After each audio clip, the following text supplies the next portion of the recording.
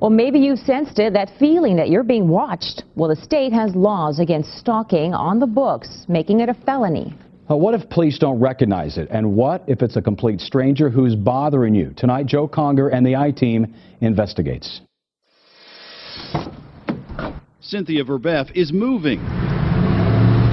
Her home, she says, has become a house of horrors. I feel that I've lost my mind. I've lost my life. Incident reports from law enforcement tell the tale. Numerous break-ins at the address. Vandalism to her car, her motorcycle, her computer. Verbeff believes she's being targeted. Everything. They just went through everything. But sheriff's detectives had little to go on because the vandals, though often destructive, stole nothing. Even from her portable safe, drilled into and torn apart, the contents, the jewelry, remained untouched.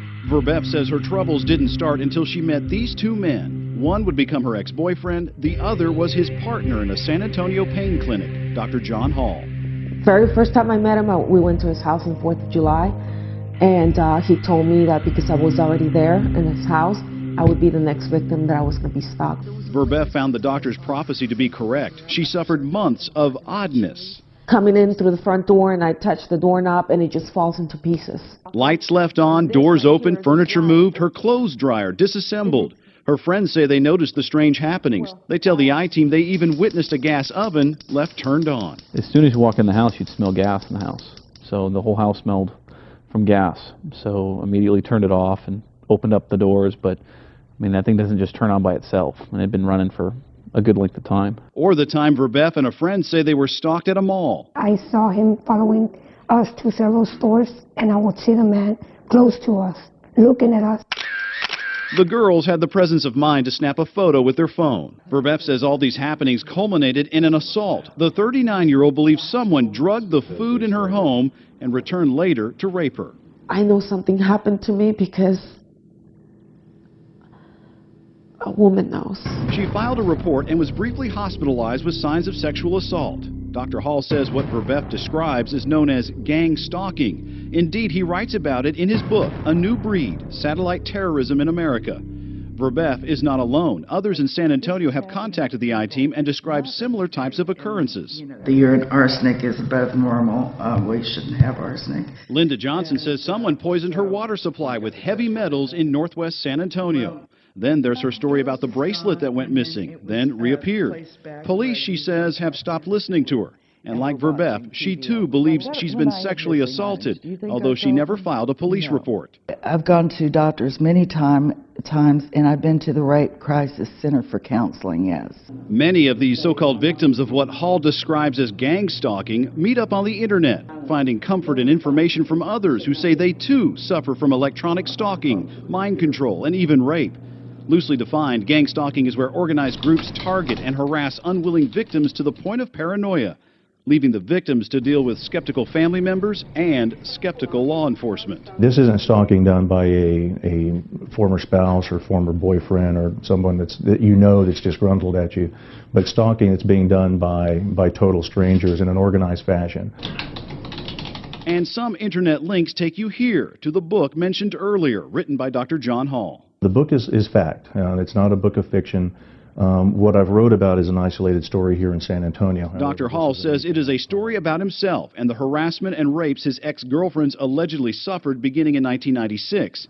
Dr. Hall believes the people behind it are well-organized operatives using government satellite technology to terrorize him and other victims. All voicing the same complaints: organized stalking, weird electronic disturbances going on in their homes. Most of the women are complaining of drugging and sexual assault. So it's a big national problem. Verbeff bought the book, and what she read, she says, caused her stomach to turn, because within the chapters in the story, she found similarities to her own situation. I pulled out the book and I started reading, and I'm like, oh my God, it's exactly what's happening. It's like turning the pages of your own story. Everything. Remember the doors, windows, even the clothes dryer taken apart? Page 35, third paragraph, talks about reassembling appliances. The drugged food and rape? Page 52 talks of concealing Rohypnol, the date rape drug, in drinks and food. The account in Hall's book is chilling, and the I-Team uncovered some truth to his story. San Antonio police reports indicate there was a rape reported in 2007 in the same quad of condos where one of Dr. Hall's girlfriends supposedly lived.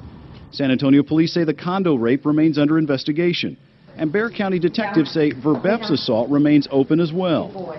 And although there are some interesting connections to Dr. Hall in the book, law enforcement won't and cannot say if Dr. Hall is even a person of interest. The I-Team thought the similarities were striking and asked him. Could you, in fact, be the person that's creating this mess for these women? And that's actually one of the reasons why I got out of my ex-fiance's life, to make sure that they weren't victimizing her in order to get at me. Dr. Hall says he's been targeted by the same groups. There's mention in the book of a conspiracy by the criminals and by fellow doctors. Dr. Hall says the Texas Medical Board retaliated against him for uncovering the gang stalking. The I-Team confirmed one local hospital suspended Dr. Hall's clinical privileges for 2 months in 2006. In 2007, the Texas Medical Board ordered 2 mental evaluations of Dr. Hall. The first came back normal, but a second evaluation found a probable delusional disorder and ordered psychiatric treatment. And in 2008, Hall's license was suspended, this time when he tested positive for cocaine.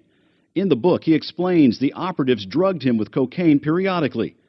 Dr. Hall's medical license has since been reinstated. If you look nationwide, almost everyone that complains of this eventually gets sent to a psychiatrist. The psychiatrists don't look into the technology. They don't do any research into whether or not any of this is possible. With his book published, Dr. Hall is taking his message nationally. He's appeared on cable TV shows. Thank you so much, Dr. Hall. Late night radio. And our guest tonight, Dr. John Hall. And even has his own radio program in the works. There have been several people in my midst, obviously, that have been victimized, but if you look at it on a larger scale, it is a national problem as well. Dr. Hall says the problem is gang stalking, seeking to victimize innocent women and sully his reputation for exposing them. For the I-Team, Joe Conger, KENS 5 Eyewitness News. Dr. Hall's belief is that we all face some sort of terrorism in our lives that is mostly unseen and deadly.